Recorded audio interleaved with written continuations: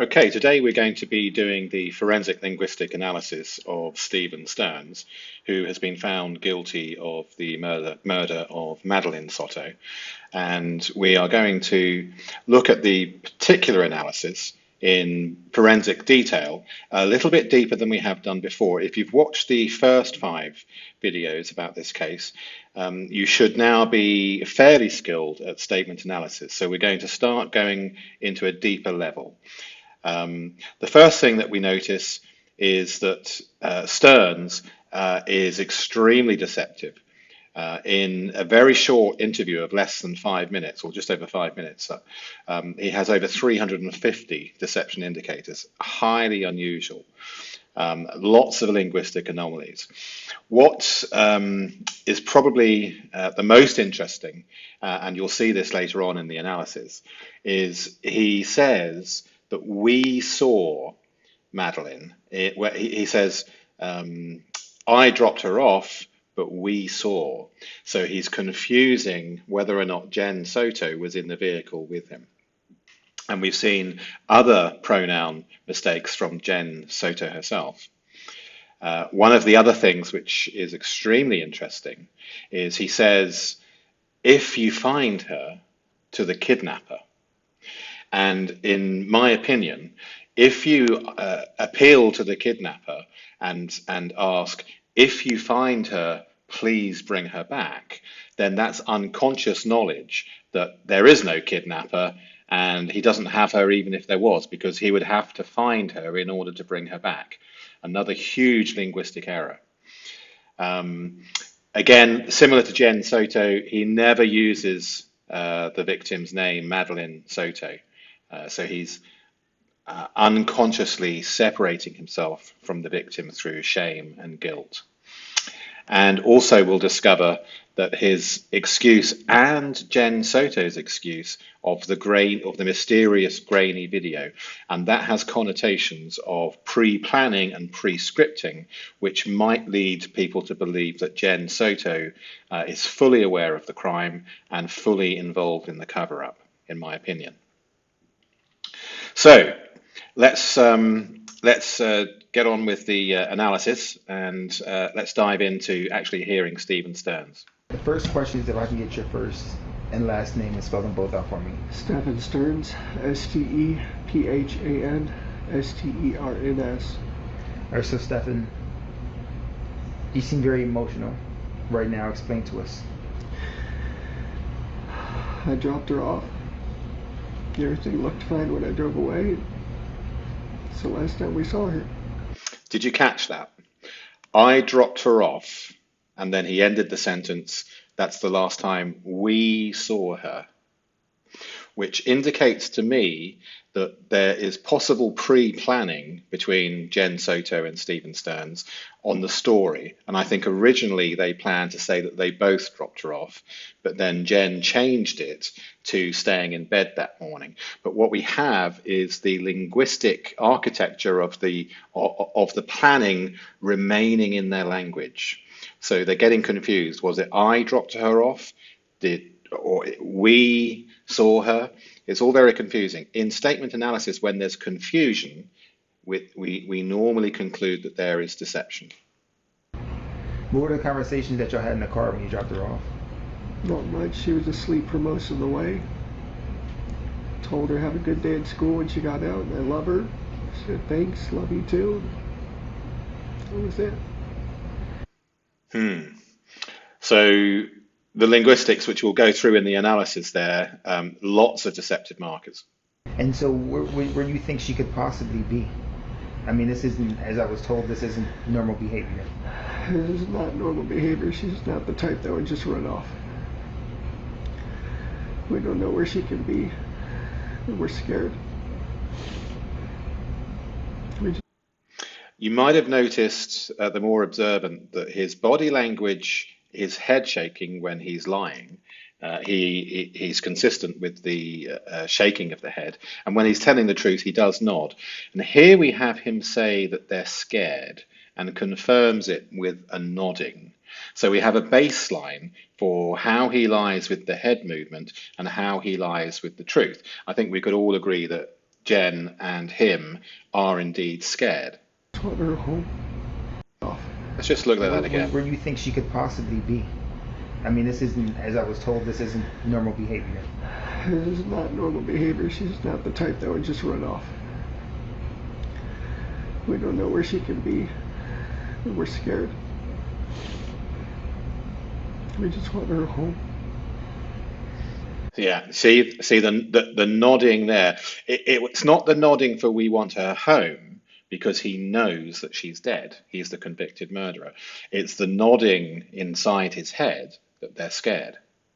Are you, in a sense, blaming yourself? It's hard not to. Why? I dropped her off early. I could have waited longer. She looked okay. She was walking towards the school when I saw her. It was like any other day, so I went on with my day. Okay, here we have the introduction of the normal factor.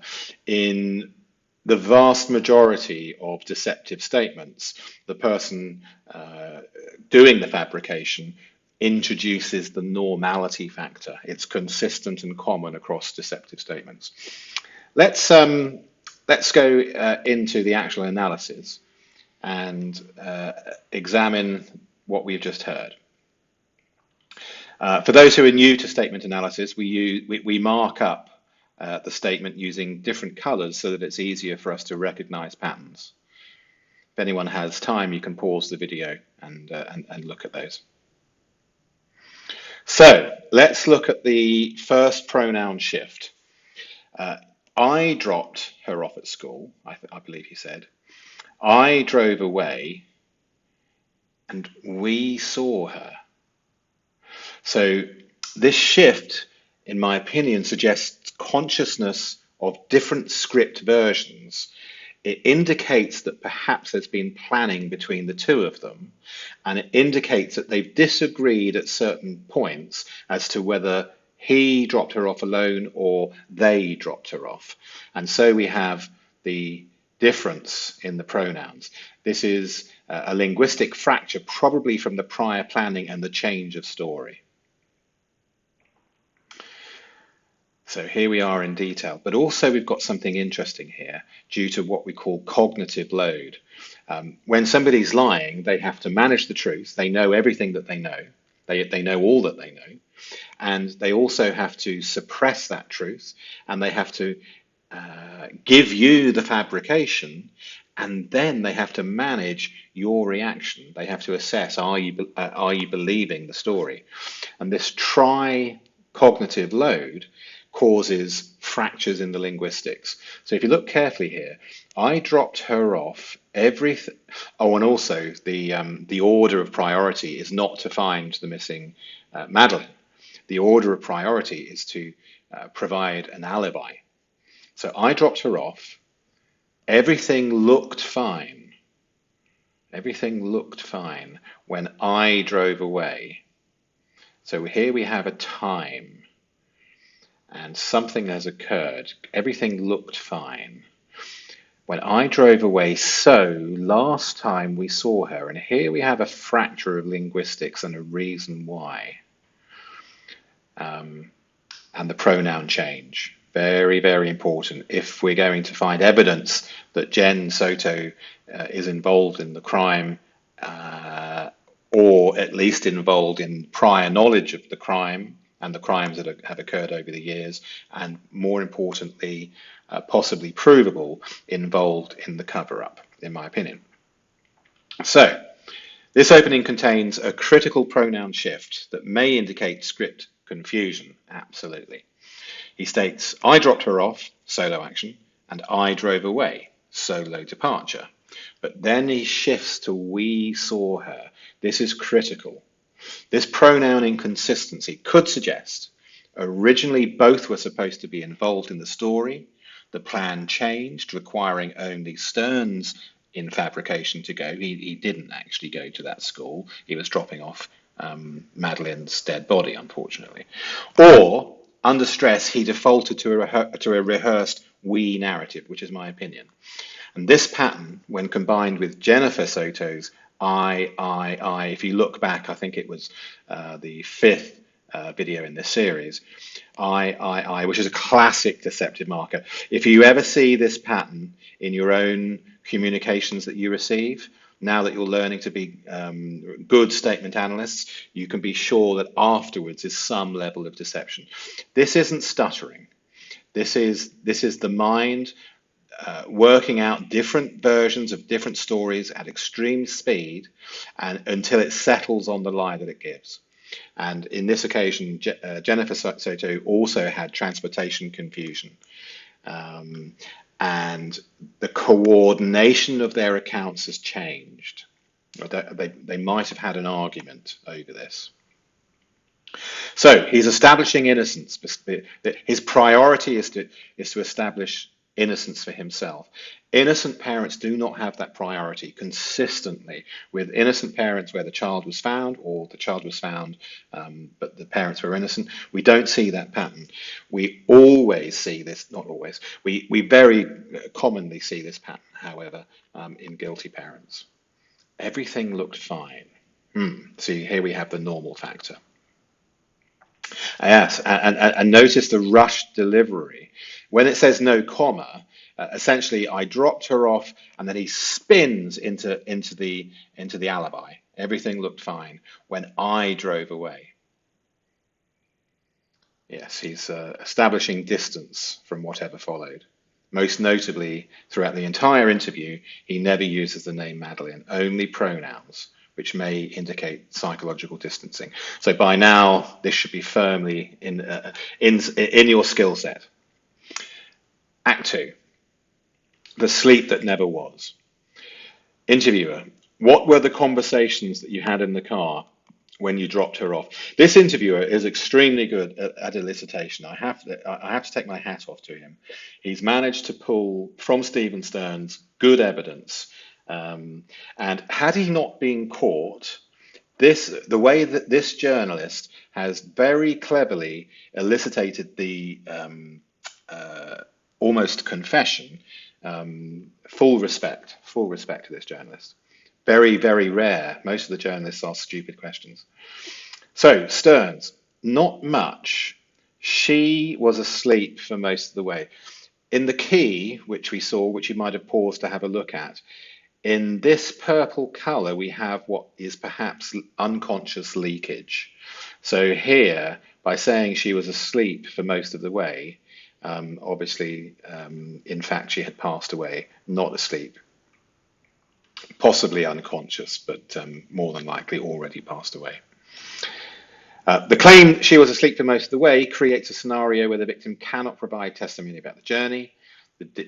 So in other words, one thing that you'll notice, which is uniform across deceivers, is they're vague when it serves their purpose, because it means that they don't have to give you 20 minutes of discourse, which would be very difficult to maintain. So she was asleep, that's the end of the discourse. It gives them a huge advantage, and they know that as deceivers. Most of the way suggests partial consciousness, perhaps, but I don't think so. Yes, it contradicts the other statements.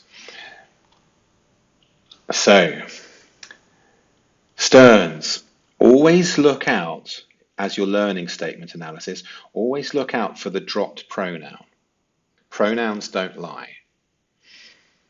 They are a huge advantage to us as analysts. So here we mark it as a missing pronoun because he's fabricating. He's having to imagine this, and hence he drops the pronoun very often. Told her, have a good day at school. When she got out, I love her. She said thanks, love you too. Slight transcription error, but essentially we've got the dropped pronoun. Linguistic analysis suggests difficulty owning this statement. That's right, that's why he's dropped the pronoun, because he's lying. And this thanks as a response to I love you is rather unusual. It's unusual because it hasn't happened. He's making it up inside his head. Right, the confession hidden in blame. The interviewer. Are you, in a sense, blaming yourself, Sterns? It's hard not to. Leakage. Why I dropped her off early. I could have waited longer. It's hard not to blame himself may indicate acknowledgement of responsibility. Innocent parents typically blame external threats, while this focus on timing decisions, I could have waited longer, suggests consciousness that departure timing was significant. Well, it actually ended up being very significant for him because he had a flat tire, probably because he was going too fast up a country lane of some sort when he was hiding the body in the wooded area. So I think that might have been him really thinking inside his head that he could have gone slower, or he could have just not been in such a rush. And it was the flat tire which gave away the position to the likely position of the crime site to the police where they found Madeline's body. So let's go back to the video for a second. It's hard not to blame myself. What has the conversation been with Jen since? She's been a lot stronger than me. Okay, did you notice here we have self-censorship? He started, let's just replay that so that you catch it yourself.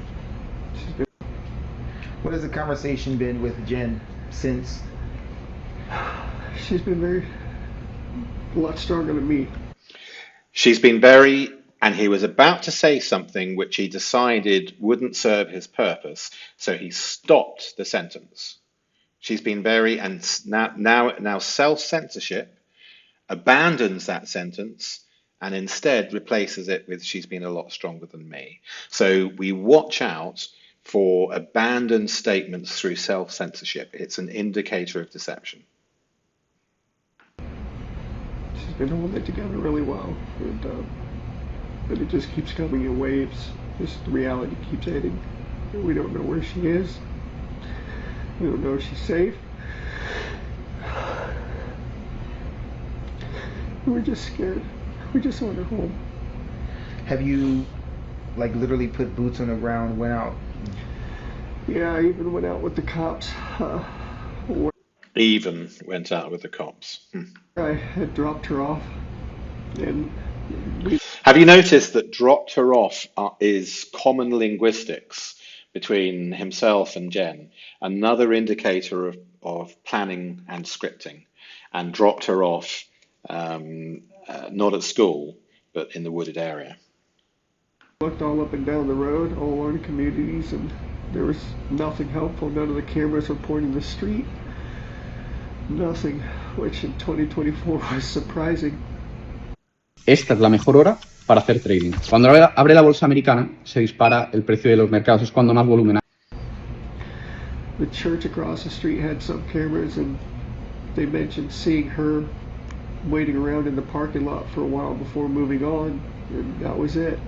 But they Yes, this CCTV camera excuse we're going to analyze in detail, because we have with Jennifer Soto similar linguistics. They use the grainy video excuse to preempt the findings which are going to happen in their knowledge that there is no video of Madeline alive at school being dropped off. And together they've conspired, in my opinion, to come up with this story. The reason why there's no video evidence, even in 2024, hence notice that excuse from him. This is convincing language, not conveying the truth. If you look back at the other videos, there's areas where we describe the differences between convincing language and conveying. It's a huge deceptive marker. So let's play on with the video. The joint conspiracy of the grainy video is something that we'll be analysing later. It was grainy footage and not much else. Does it say like she Not much else because Madeline isn't in it. walked west, east? Uh, they said in the direction of the school. I'm not sure what that is. And these people haven't even seen this video, and they're introducing the grain. Both of them, Jennifer Soto and him, Sterns, are introducing this excuse, which leads me to conclude that Jennifer Soto is highly likely to have prior knowledge, in my opinion. What was the language? Not language verbally, language, body language. When you dropped her off, did she seem happy? Was she like, I'm going to meet my was friends? Happy. She had a happy weekend. She just turned 13. She had her 13th birthday party. She was happy that we were all together here, and she's just very happy. She was a happy kid. She's very sweet. She's a very sweet girl. Yeah, the reporter did introduce it, so he's not perfect, although he's bloody good. He did introduce a little bit of contamination with the word happy, which Stearns has picked up on. But the important thing to recognise is he's overusing this, so he's convincing, not conveying. She brings a lot of joy to us, and we just not knowing. So the unknown is killing you. Yeah, it's like our whole world is upside down. Not feeling her presence here is... Sorry. Not feeling her presence here. That's unusual linguistics. It's hard. Oh no, you're fine. No need to apologize. What do you want our viewers to know when they see this? Okay, let's have a look at the analysis so that we catch up. So, the statement that cannot exist, Sterns, it was like any other day. So again, this is minimizing. So, reason why, which is why we mark it in blue. We mark reasons why in blue, excuses essentially. I went on with my day. Now this is unusual. It's advanced statement analysis. To go on with your day in these circumstances, most parents wouldn't choose that phraseology. If you drop a child at school who then goes missing, the natural response would include constant worry. He gets a slight free pass on this incorrect linguistics for the situation because they told the story that they didn't discover the murder and the missing Madeline until the late afternoon. But it struck me as wrong. It's the normal factor in a very subtle way. Went on with my day.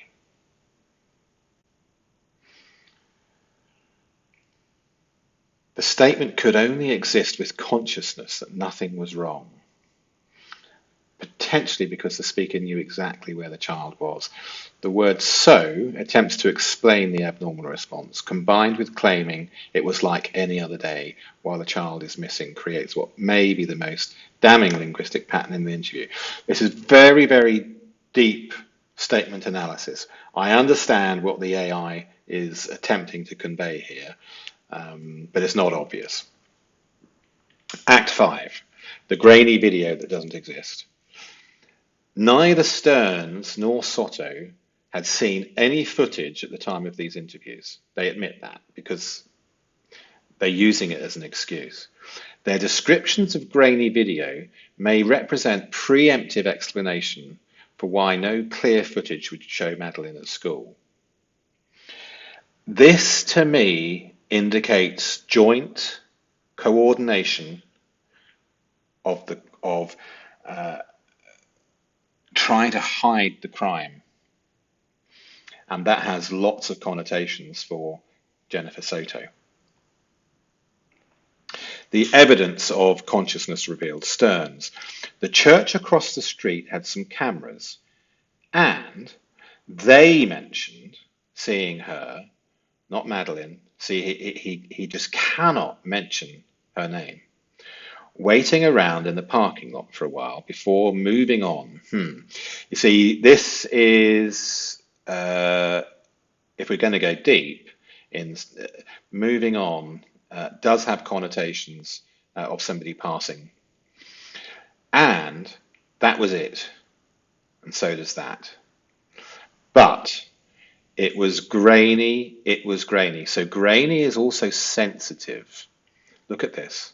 It was grainy, it was grainy. So in videos 1, 2, 3, 4, and 5, you'll have learnt about sensitivity and why it's important for us to catch. It was grainy is sensitive because it's a lie. Humans naturally want to tell the truth at the unconscious level. It's highly stressful for the brain to lie, and this is why we get this sensitivity. We mark it in pink. The repetition, it was grainy, shows extreme anxiety about the topic. Yes, because the topic is essentially their alibi. It's the difference between life or a death sentence in Florida. Both Sterns and Jennifer Soto use identical descriptions of grainy footage and also parking lot behavior. It's too much of a coincidence not to have been pre-planned. And when people pre-plan their statement, that's not the behavior of innocent parents. That's the behavior of people whose priority is not finding the child, but their priority is establishing the alibi. And since neither of them have actually viewed this footage yet, if it even exists, this may indicate rehearsed explanation for anticipated lack of clear evidence of the child being dropped off at school. This pattern suggests consciousness that investigators would find no clear footage, because she was never dropped at school, of Madeline at the school. Yes, the coordination pattern. Stephan Sterns, waiting around in the parking lot. It was grainy footage. Soto, hang out in the parking lot. Everything is too grainy. You can draw your own conclusions. There is a mitigating factor that Sterns heard Jennifer Soto, who went first in the interview, but there's too much other linguistic markers to suggest it's pure coincidence. Act 6, the ultimate revelation. Yes, okay. For those who have been following this case, this looks obvious after you see it, but it's almost a confession. 3 words that may reveal everything. If someone took a child, they have her in their possession. They don't need to find her. The conditional if suggests consciousness of disposal rather than abduction.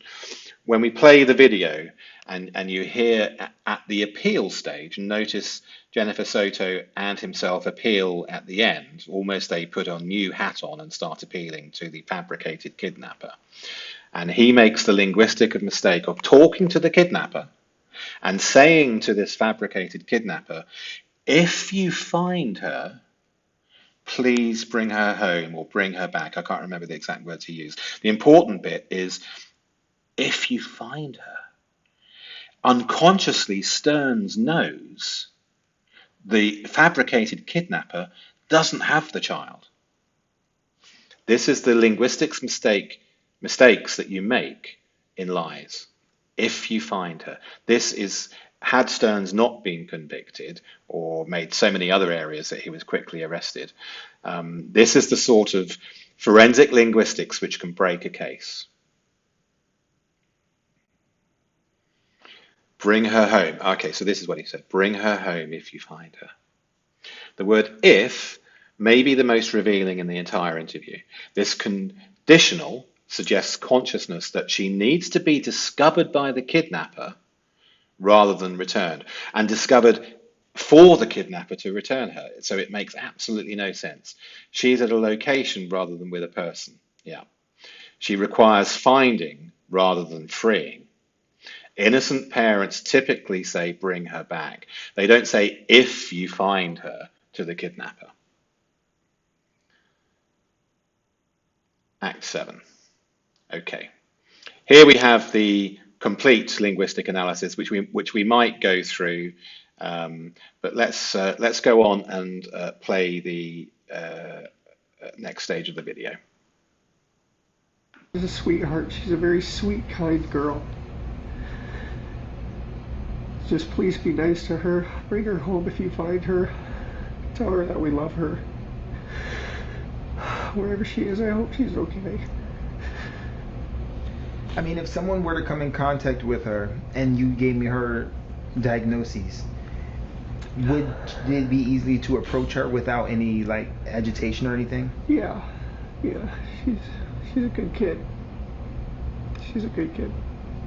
If you can sum up in one complete sentence, waking up, getting ready to drop her off at school, dropping her off at school, to now speaking to me after talking to the police about her being missing for over 24 hours right now.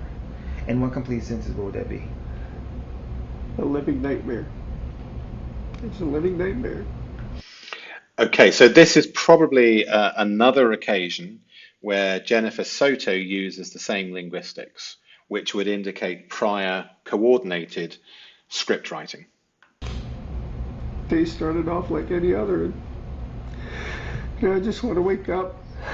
Did you catch that? You should have done. The day started off like any other, the normal factor. We always look for the normal factor in deception. It's so common.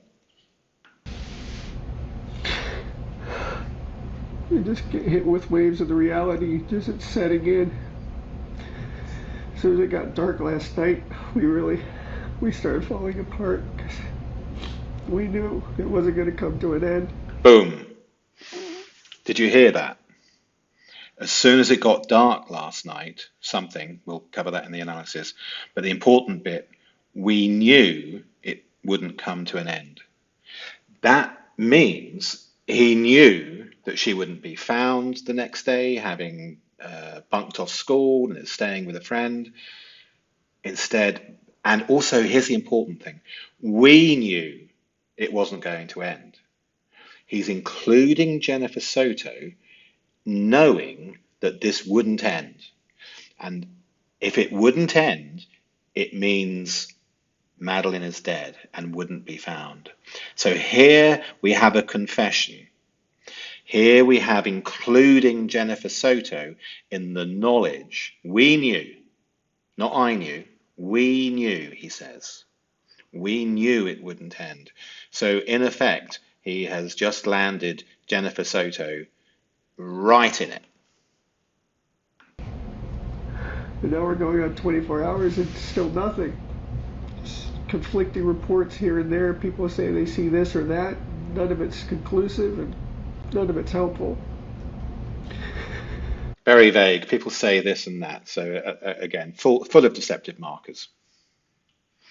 Okay. So let's have a quick look here. A living nightmare, sensitive, a living nightmare. And also I believe that Jennifer Soto used this exact same phrase in one of her statements. They started off like any other, and I just want to wake up and just get hit with waves of the reality. It's setting in soon as it got dark last night. Here we go. We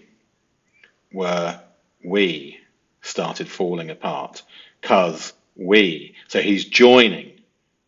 He's psychologically joining. We knew it wasn't going to come to an end. Here we are. We knew it wasn't going to come to an end. The only way which means Jennifer Soto and himself, could know it wasn't going to come to an end is because they both know the child is dead, in my opinion. That's the only explanation for this linguistic confession. Okay. Complete pattern analysis. The full transcript reveals catastrophic linguistic patterns throughout. Never once does he say Madeline, correct. 30 uses of she, her. Do you remember the Soto analysis that we did? She has the same trouble mentioning Madeline, her own daughter's name, when she's supposed to be missing. Huge psychological distance. And when you see huge psychological distance, it's because of guilt and shame. The grammatical collapses she got. Oh, yes, he mentions the word happy so many times, admittedly slightly contaminated, but overuse. This reality keeps a lot stronger. Yes, remember the self-censorship which we saw. We just wanted home. Again, fractured linguistics. 5 times happy, 4 times sweet, 2 times good kid, 2 times living nightmare. Show areas of extreme sensitivity.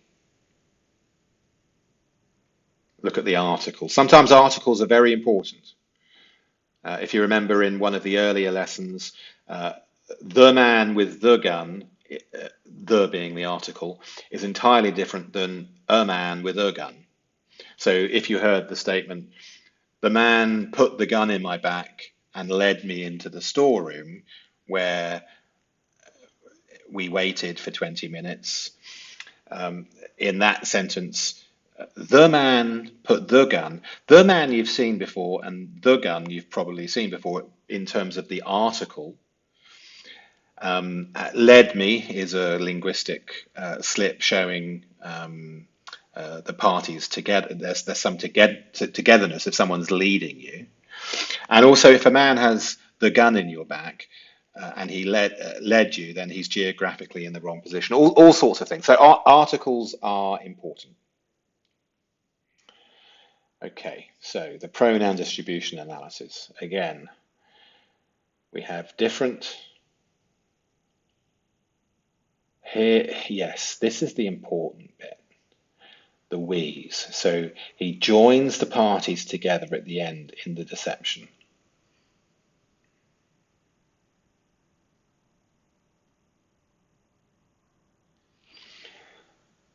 Yeah. As we go on with this statement analysis, you'll start to recognize the patterns yourself. And please do put in the comments the patterns that I've missed, because as a group, we get a lot further together with the analysis. In fact, some of the comments that have been made are absolutely brilliant, and it all starts to add more and more evidence.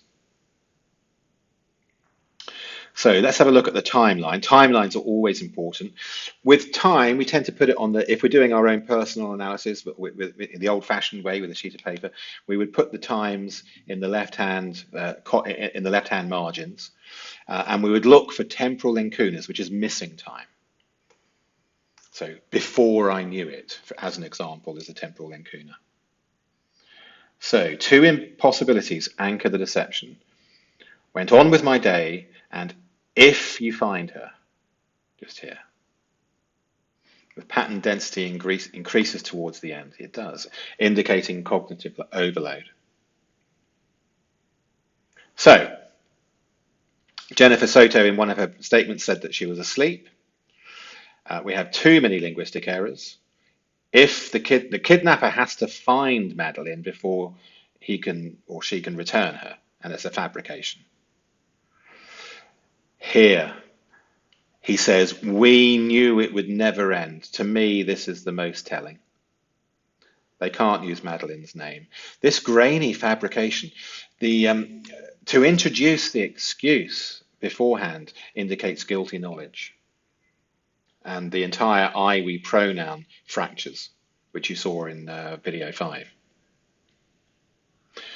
We have convergence. We have 8 independent patterns converge mathematically. And when this many indicators align, the probability of innocence approaches 0 in this opinion. So let's have a little look at the individual patterns. Went on with my day. Yeah, people don't say that in a genuine kidnapping. Timeline-wise, yes, this is true, but it doesn't need to be said. It's wrong. If you find her, suggests disposal consciousness. it suggests an awful lot more than that. It suggests that it's a complete fabrication because you don't need to appeal to the kidnapper to first find her body in the woods and then return her. I dropped. This is very sensitive. Both Jennifer and Sterns use this. I dropped her off.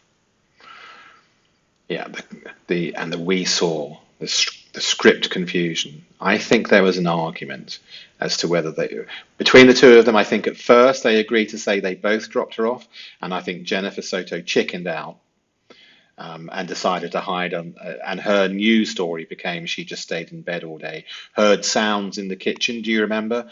And Sterns was.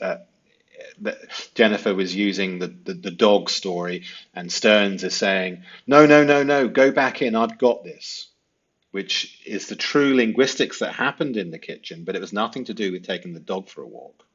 It was moving Madeline's body through the kitchen, in my opinion, because you don't have to say, no, I've got this, if it's just putting a lead on a dog. Coordination patterns with Jennifer Soto. Living nightmare, identical phrase, unlikely coincidence. Grainy emphasis, both subjects. This suggests rehearsal.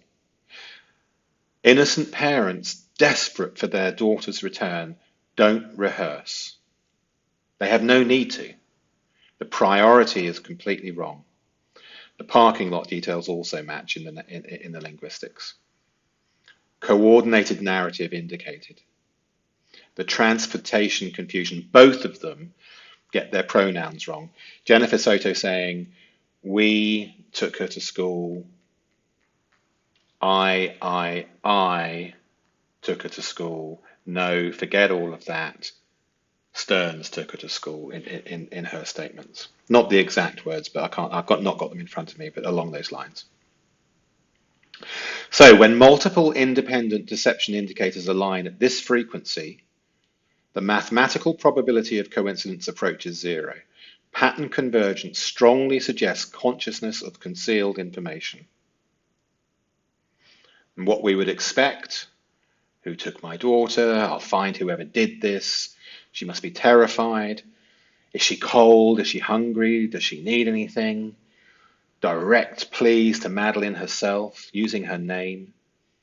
Protective rage. Desperateness in the parents, but instead we get alibi, coordination, which doesn't even exist, normality, self-blame. That was important. That was an admission, in my opinion. Everything looked fine. Yeah. And of course the false crying and the dabbing of the eyes, and the incorrect noddings and shakings of the head, giving us the baseline of when he's telling the truth is the nod, and the shaking of the head is disagreement with his own internal unconsciousness rather. So we have multiple independent linguistic anomalies, and they converge to suggest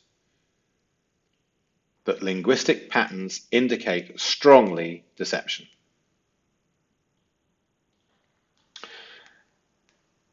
I think that brings us to the end of today's video, and we will perhaps look at Stephan Sterns' police interviews next.